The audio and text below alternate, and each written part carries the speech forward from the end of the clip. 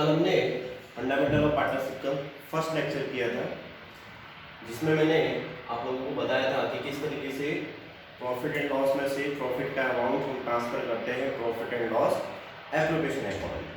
ठीक है, और हमने एक छोटा सा फॉर्मेट भी बनाया था profit and loss application account का, जिसमें पार्टनरशिप डील नहीं हो रही थी। उस कंडीशन में हमने केवल जो प्रॉफिट या लॉस आया था उसको हमने profit and loss application account में ट्रांसफर किया था, और उसको मैंने बोला था कि ओल्ड पार्टनरों में, यानी कि जो भी फर्म में पार्टनर होंगे उनमें इक्वली डिवाइड कर देंगे।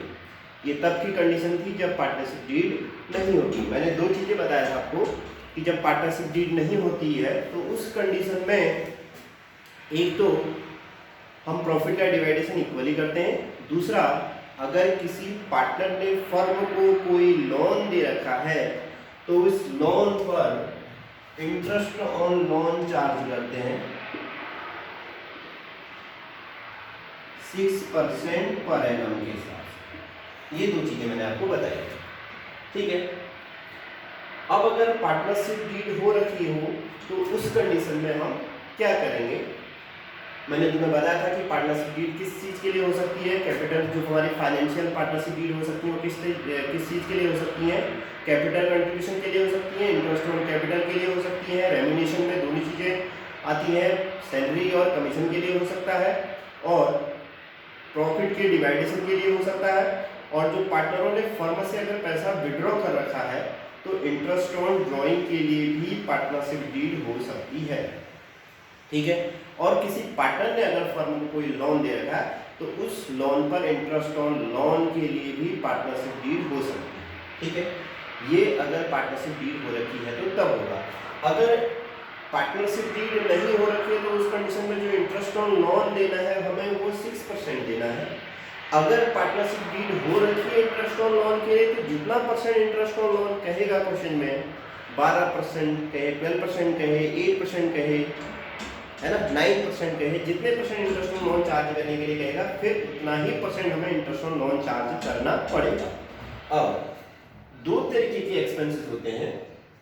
मैंने कल आपको बताया था एक डायरेक्ट एक्सपेंसेस, एक इनडायरेक्ट एक्सपेंसेस। यहाँ हमने दो तरीके के एक्सपेंसेस हैं। डायरेक्ट एक्सपेंसेस का मतलब जो एक्सपेंसेस फैक्ट्री से रिलेटिव होंगे, यानी कि जो एक्सपेंसेस प्रोडक्शन से रिलेटिव है उनको हम डायरेक्ट एक्सपेंसेस में लेते हैं। दूसरा आता है इनडायरेक्ट एक्सपेंसेस, ऐसे एक्सपेंसेस जो ऑफिस से रिलेटिव हो या शोरूम से रिलेटिव होंगे उनको हम इनडायरेक्ट एक्सपेंसेस में लेंगे। ठीक है, अब एक चीज और, जो हम एक्सपेंसेस यहाँ लिखते हैं, यहाँ लिखते हैं का मतलब trading and profit and loss में लिखते हैं, वो सारे एक्सपेंसेस चार्जेबल एक्सपेंसेस होते हैं।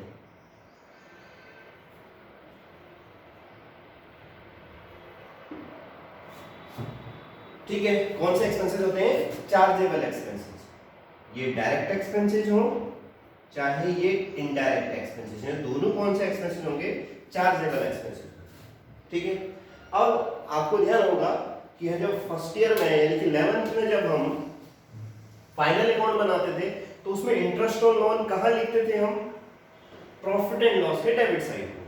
ठीक है, तो ये जो इंटरेस्ट ऑन लोन है पार्टनर का, ये भी इंटरेस्ट ऑन लोन चार्ज होगा किसमें, प्रॉफिट एंड लॉस के डेबिट में। ये भी हम profit and loss application account में ट्रांसफर नहीं करेंगे।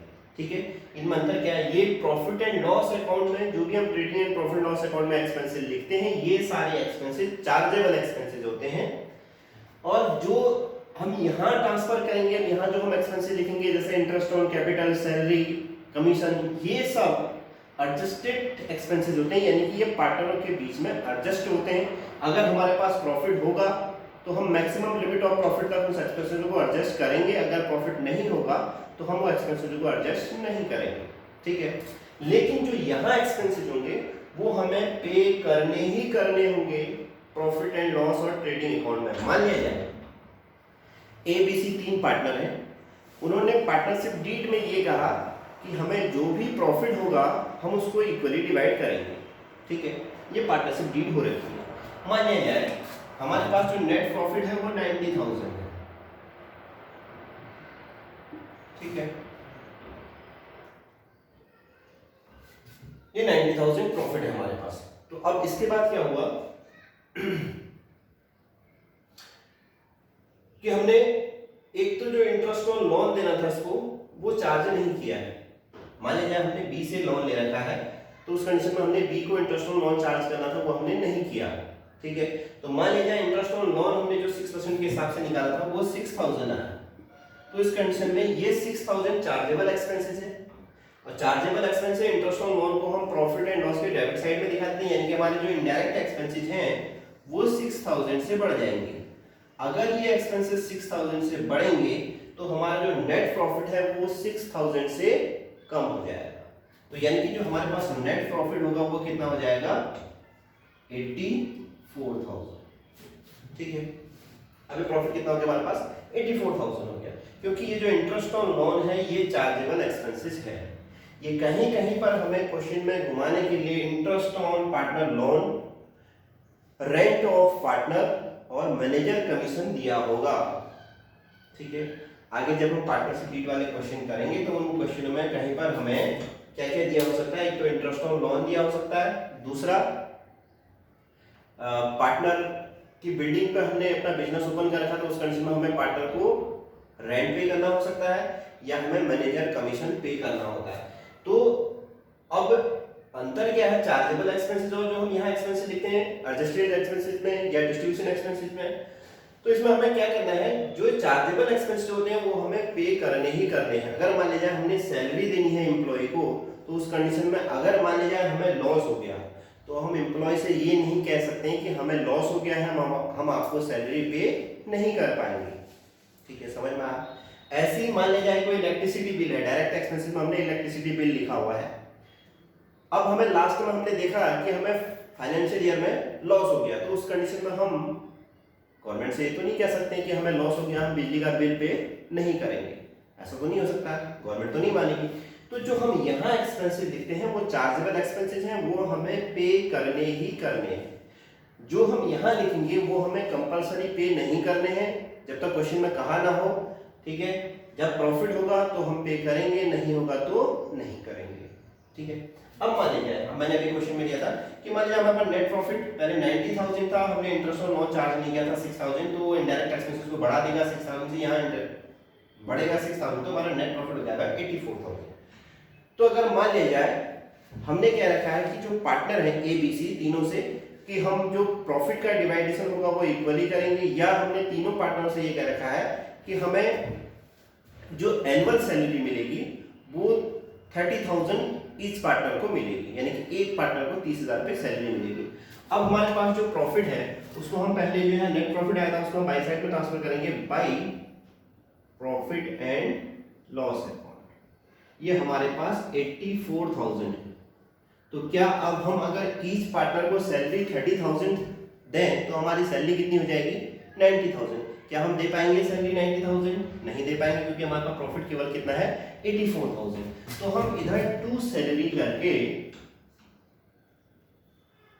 कितना पे कर पाएंगे, ए बी और सी को। अब अगर इनको इक्वली सैलरी देनी थी 30,000 यानी कि इनका रेशियो, सैलरी का रेशियो इक्वल है, तो उस कंडीशन में हम क्या करेंगे, 84,000 को तीनों पार्टनरों में इक्वली डिवाइड कर देंगे, है ना, यानी कि 28,000। तो हम ए को 28,000 सैलरी दे देंगे, बी को भी 28,000 सैलरी दे देंगे और सी को भी 28,000 सैलरी पे कर देंगे। तीनों की सैलरी का टोटल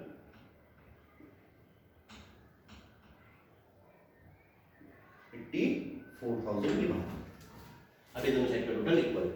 ठीक है, तो इस कंडीशन में जब तक ये ना कहा हो कि कंपलसरी है देना, चाहे से फर्म को लॉस ही क्यों ना हो, तो उस कंडीशन में जितना प्रॉफिट होगा उसी को हम जो भी डील हमारी होगी उनको हम कंप्लीट करेंगे। एक कंडीशन तो ये हो गई। अब मैं आपको पार्टनरशिप डील अगर हो रखी होगी तो उस कंडीशन में जो हमारा प्रॉफिट एंड लॉस में जो मैक्सिमम चीजें आती हैं वो क्या क्या हो सकती है और उनको हम कैसे रिकॉर्ड करेंगे ये मैं आपको बता देता हूं। ठीक है, अगर हमें प्रॉफिट दे रखा है, यहाँ प्रॉफिट दे रखा है हमें, ठीक है, अब उसके बाद हमें इस प्रॉफिट को यहाँ ट्रांसफर कर देना है। अगर क्वेश्चन में प्रॉफिट देने के बाद भी कुछ चीजें दे रखी हैं, कुछ चीजों में से क्या क्या मैंने आपको बताया कि इंटरेस्ट ऑन पार्टनर लोन दे रखा है, मैनेजर कमीशन दे रखा है और पार्टनर का रेंट दे रखा है। ये तीनों चीजें चार्जेबल एक्सपेंसेस हैं। तो ये चार्जेबल एक्सपेंसेस को हम माइनस करेंगे जब प्रॉफिट में से, तभी हमारा नेट प्रॉफिट कैलकुलेट होगा। अगर क्वेश्चन में कह रखा है प्रॉफिट एंड लॉस अकाउंट बनाने के लिए, तो उस कंडीशन में तो हमें प्रॉफिट एंड लॉस अकाउंट बनाना पड़ेगा। जो भी हमें प्रॉफिट दिया होगा उसको बाई साइड में लिखेंगे, उसके बाद टू साइड में जितने भी एक्सपेंसेस हैं, रेंट, पार्टनर का रेंट हो गया, और उसके बाद मैनेजर का कमीशन हो गया, और इंटरेस्ट ऑन पार्टनर लोन हो गया, उसको माइनस करने के बाद जो प्रॉफिट आएगा उसको हम यहाँ ट्रांसफर कर देंगे। अगर नहीं कह रखा है प्रॉफिट एंड लॉस अकाउंट बनाने के लिए, तो सबसे पहले बाय प्रॉफिट एंड लॉस करके यहाँ लिखना है, उसमें से हमें लेस कर देना है क्या क्या चीजें, एक तो रेंट ऑफ पार्टनर, ये भी माइनस करना है, दूसरा लेस कर देना है इंटरेस्ट ऑन पार्टनर लोन, ये भी माइनस करेंगे, और लेस कर देंगे मैनेजर कमीशन, ये दे रखा है तो ये भी माइनस कर देंगे, जो आएगा उसको बाहर लिख देंगे, वो हमारा नेट प्रॉफिट हो जाएगा। ठीक है, समझ में आया? ये मैक्सिमम चीजें होंगी जो हमें चार्जेबल एक्सपेंसेस में अगर दे रखी हैं, तो इन चीजों को हम यहाँ प्रॉफिट में से माइनस कर देंगे। अब जरूरी नहीं कि तीनों दे रखे हों, कोई एक भी दे रखा है, अगर हमें पार्टनर रेंट दे रखा तो उसको हमें माइनस करना पड़ेगा, रेंट और पार्टनर, उसके बाद इंटरेस्ट ऑन पार्टनर लोन दे रखा तो उसको भी हम नेट प्रॉफिट में से माइनस कर देंगे, मैनेजर कमीशन दे रखा तो उसको भी माइनस कर देंगे, क्योंकि ये सारे चार्जेबल एक्सपेंसेस हैं। जो इनको घटाने के बाद आएगा वो हमारा नेट प्रॉफिट आएगा। ठीक हो गया? उसके बाद हमें क्या करना है, जो पार्टनरशिप डीड होती है सबसे पहले होती है टू, किसके लिए, इंटरेस्ट ऑन कैपिटल। ठीक है, अगर मान लिया जाए हमारे पास ए और दो पार्टनर है, तो हम जितनी कैपिटल ए की होगी उस पर भी इंटरेस्ट पे करेंगे, और जितनी कैपिटल बी की होगी उस पर भी इंटरेस्ट पे करेंगे। जितना परसेंट हमें इंटरेस्ट ऑन कैपिटल पे करने के लिए कहा होगा वही इंटरेस्ट ऑन कैपिटल चार्ज होगा। ठीक है, ये पार्टनरशिप डीड में लिखा होगा कि हमें कितना percent interest on capital charge करना है। दूसरी चीज, अगर हमें क्या रखा है कि किसी पार्टनर को हमें सैलरी देनी है या दोनों पार्टनर को सैलरी पे करनी है, तो हम यहाँ लिखेंगे टू सैलरी। अगर ए को सैलरी देनी है तो ए को, अगर बी को देनी है तो बी को, अगर दोनों पार्टनरों को सैलरी देनी है तो दोनों पार्टनरों की सैलरी का टोटल। अब ये सैलरी में भी ध्यान देना कि कहीं पर मंथ की सैलरी होगी, कहीं पर क्वार्टर की सैलरी होगी, और कहीं पर एनम की सैलरी होगी।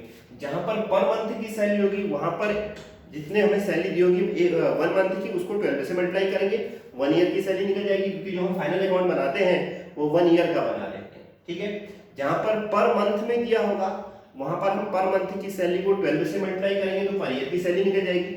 जहां पर ईयर की सैलरी दे रखी है तो हमें वो तो ईयर की सैलरी तो वैसे ही लिखनी है।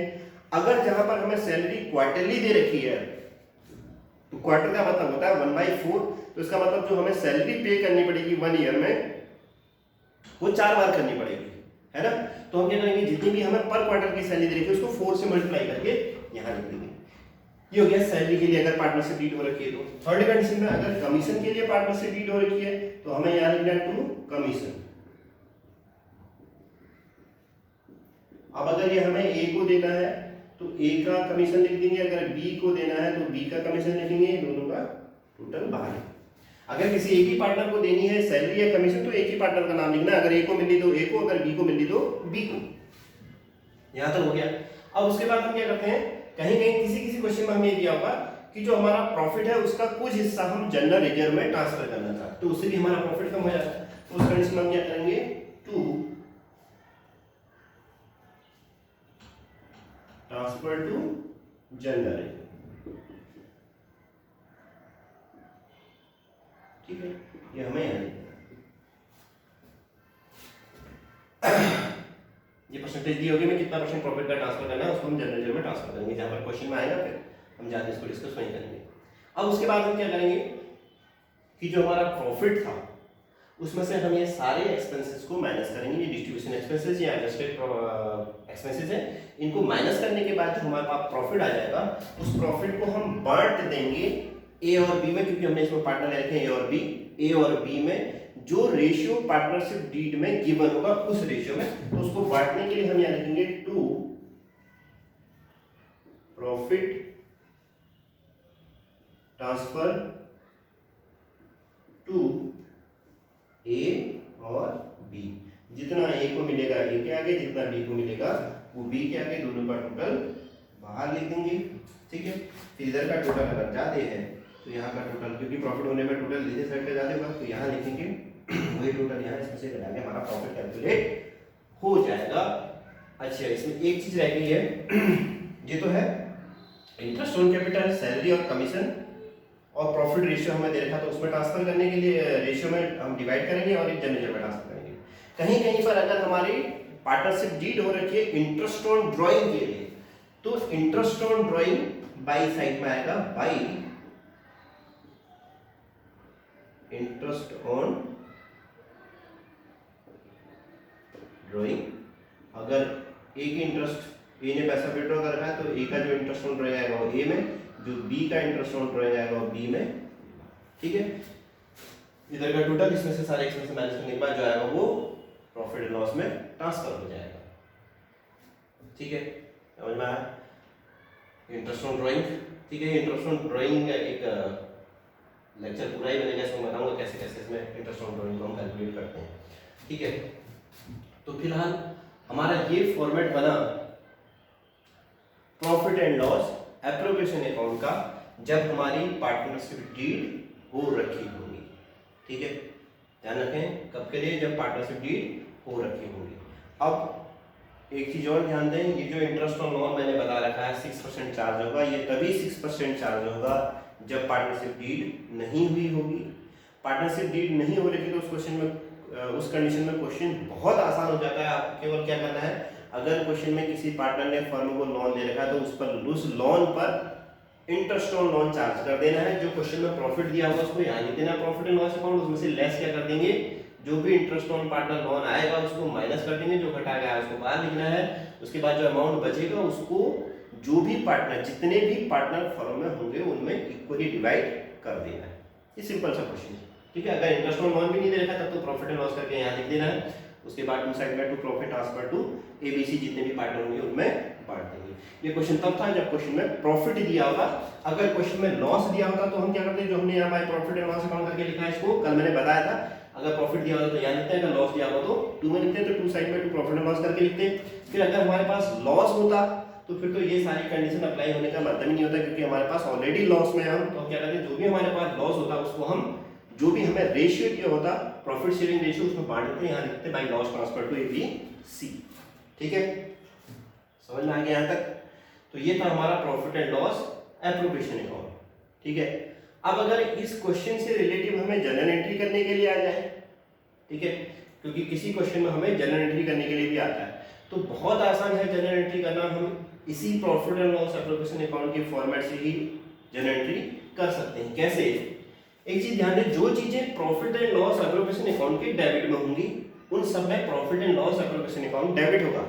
ध्यान देना, क्या मैंने क्या बोला, जो चीजें profit and loss appropriation account के डेबिट साइड में है इन सब में profit and loss appropriation account debit करना है, और जो चीजें प्रॉफिट एंड लॉस के क्रेडिट साइड में है उन सब में profit and loss appropriation account को क्रेडिट करना है। ठीक है, समझ में आया? जो चीजें profit and loss appropriation account के क्रेडिट साइड में है उन सब में profit and loss appropriation account को क्रेडिट करना है। अब हमने सबसे पहले क्या किया था, प्रॉफिट ट्रांसफर किया था बाई साइड में, तो ये किस साइड में है, profit and loss appropriation account के क्रेडिट साइड में है। तो इसमें क्या होगा, profit and loss appropriation account credit होगा, तो डेबिट क्या होगा, प्रॉफिट एंड लॉस अकाउंट। तो एंट्री क्या बन जाएगी, profit and loss account debit to profit and loss appropriation account. फिर हमने अगर इंटरेस्ट ऑन कैपिटल देना है तो ये किस साइड में है, profit and loss appropriation account के डेबिट साइड में है, तो इसमें profit and loss appropriation account क्या हो जाएगा, डेबिट हो जाएगा। तो क्या करेंगे, profit and loss appropriation account debit to interest on capital. उसके बाद एक एंट्री हमें और करनी होगी इसकी, क्योंकि हमने ए और बी में इसको डिवाइड किया है। आपको ऐसे भी पता होगा कि जो भी एक्सपेंसेस होते हैं वो सब डेबिट साइड में आती है, जो इनकम होती है वो क्रेडिट साइड में आती है। इंटरेस्ट ऑन कैपिटल फर्म के लिए एक्सपेंसेस है, तो इसलिए हमने इसको डेबिट साइड में लिखा है। अब दूसरी एंट्री क्या करेंगे, interest on capital account debit to A's capital to B's capital, क्योंकि इंटरेस्ट ऑन कैपिटल फर्म के लिए क्या है, एक्सपेंसेस है, तो एक्सपेंसेस सारे डेबिट होते हैं, तो interest on capital account debit to A's capital to 20 capital. दूसरी एंट्री हमें सैलरी की करनी है, तो किस साइड में है, profit and loss appropriation account के डेबिट साइड में है, तो क्या एंट्री करेंगे, profit and loss appropriation account debit to salary. ठीक है, फिर क्या करेंगे, सैलरी को किस में बांट देंगे, ए और बी में, सैलरी डेबिट साइड में, तो डेबिट सैलरी का भी हमारे एक्सपेंसेस, क्योंकि सारे एक्सपेंसेस हमें डेबिट में हैं, तो salary account debit to A's capital to B's capital. Same condition commission के लिए, कमीशन भी डेबिट साइड में है, तो profit and loss appropriation account debit to commission account. फिर हमने क्या करना है, इस कमीशन को ए और बी में बांटना है, तो commission account debit to A's capital to B's capital. Next condition, ये प्रॉफिट एंड लॉस हमने ट्रांसफर रखा है जनरल रिजर्व में, तो इस कंडीशन में किस साइड में है, डेबिट साइड में, तो profit and loss appropriation account debit to general reserve में। ठीक है, उसके बाद हमने अगर इंटरेस्ट ऑन ड्राइंग चार्ज कर रखा है, तो ये किस साइड में है, क्रेडिट साइड में, तो क्रेडिट साइड में होने का मतलब profit and loss appropriation account credit होगा, तो डेबिट क्या होगा, interest on drawing account debit to profit and loss appropriation account. ठीक है, इंटरेस्ट ऑन, क्योंकि इसमें क्या करना है, profit and loss appropriation account को क्रेडिट करना है, तो इसमें क्या हो जाएगा, interest on drawing account debit to profit and loss appropriation account. अब फिर उसके बाद क्या करेंगे, एज कैपिटल अकाउंट डेबिट, बीज capital account debit to interest on drawing. ठीक है, इसमें अपोजिट होगा, क्योंकि क्रेडिट साइड में, अगर डेबिट साइड में हम सैलरी को डेबिट कर रहे हैं, ये क्या है, एक्सपेंसेस है, ये क्या है, इनकम है, तो इनकम में क्या हो जाएगा, इंटरेस्ट ऑन ड्राइंग क्रेडिट हो जाएगा, ए और बी डेबिट हो जाएगा। इससे हम डायरेक्टली जनरल एंट्री कर सकते हैं, क्योंकि जनरल एंट्री हमें याद नहीं करनी है, अगर ये फॉर्मेट आता है, हमें ड्रॉ पता है, तो हम जनरल एंट्री कर सकते हैं। ठीक है, तो ये था हमारा आज profit and loss appropriation account का फॉर्मेट। ठीक है, इसमें मैक्सिमम कितनी चीजें हो सकती है। ठीक है, समझ में आ गया सबके। ठीक, आज हमारा लेक्चर नंबर 2 फिनिश।